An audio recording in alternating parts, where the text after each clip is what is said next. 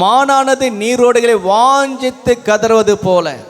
ஏன் கர்த்தர் சொல்கிறார்? மான்கள் தண்ணீருக்காக ஓடிக்கொண்டே இருக்கும். அந்த காலத்தில் போர் சேவர்கள் சில நாட்களாக கட்டி வைத்து அதை அவிர்த்து விடுவாங்களாம். அப்போ அந்த தண்ணி எங்கே இருக்குன்றது மானுக்கு கண்டுபிடிக்குமா. அப்போ எல்லா போர் வீரர்களும் சேவர்களும் அது பின்னாடி போய்கொண்டே இருப்பார்களாம். அது தண்ணி எங்கே இருக்கிறத கண்டுபிடிக்கிறதோ அந்த மானுக்கு தெரியும். அது காட்டில் பக்கத்துலலாம் இருக்காது. பக்கத்தில் போய் குடிச்சிருந்தா மிருகம் வந்து அதை அடித்து சாப்பிட்றோம். எங்காவது ஒரு இடத்துல இருக்கும்.